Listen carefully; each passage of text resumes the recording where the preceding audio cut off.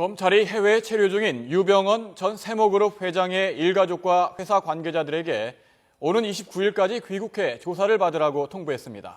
또 압수물 분석을 통해 유 전 회장 일가가 비자금을 조성한 정황을 확인하고 수사를 확대하고 있습니다. 네, 인천지방검찰청에 취재기자 나가 있습니다. 김주영 기자. 네, 인천지방검찰청입니다. 특별수사팀이 압수수색 이후에도 수사의 속도를 더하는 모습인데요. 유 전 회장 일가에게 소환을 통보했군요. 네, 그렇습니다. 특별수사팀이 소환을 통보한 인물은 모두 4명입니다. 미국에 체류 중인 것으로 알려진 유병언 전 회장의 차남 혁기 씨와 딸, 유 씨의 최측근 김혜경 씨, 그리고 아이원아이 홀딩스 전 대표 김모 씨 등입니다. 검찰은 이들에게 오는 29일까지 귀국해 조사를 받으라고 통보했습니다. 이들 4명은 유 전 회장이 실질적으로 지배하고 있는 청해진 해운이나 천해지 등 계열사의 주주이자 실제 경영진으로 알려져 있습니다.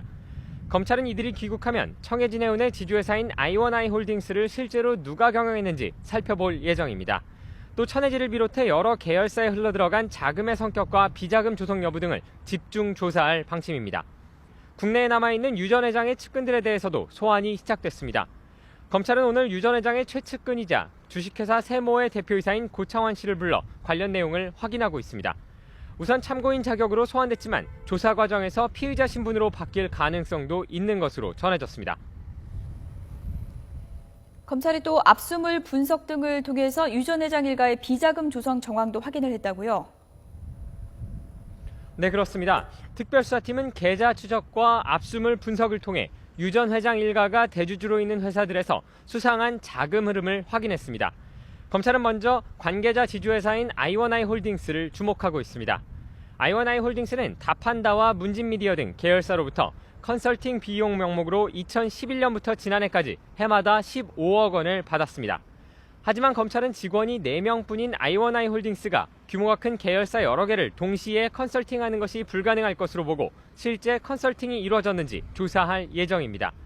검찰은 또 청해지 등 계열사들이 유 전 회장의 사진 400여 장을 200억 원가량에 사들인 정황도 포착했습니다. 유 전 회장의 사진을 관계 회사들이 구입하는 방식으로 개인 비자금을 조성했을 가능성이 높은데요.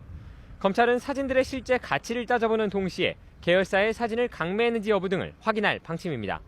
검찰은 계열사들뿐만 아니라 유 씨 일가가 깊숙이 관여된 기독교 복음 침례회의 자금 흐름도 추적하고 있습니다.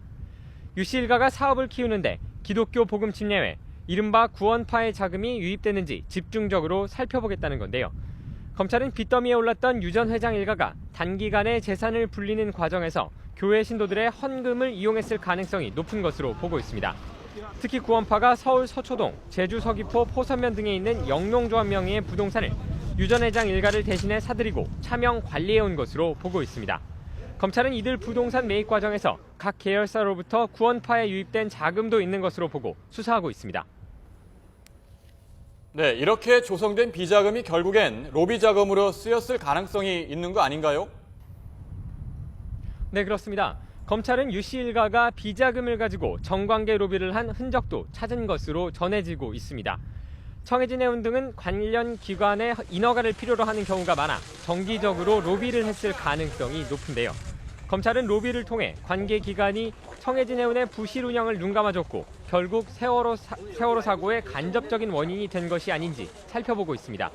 또 문어발식 기업 확장이나 비자금 조성 등에서 생긴 경영상의 문제 때문에 청해진 해운이 무리한 운항을 했을 가능성도 높다고 보고 있습니다.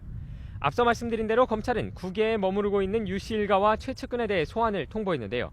비슷한 시기인 29일을 전후해 임직원들에 대한 소환도 이루어질 것으로 보입니다.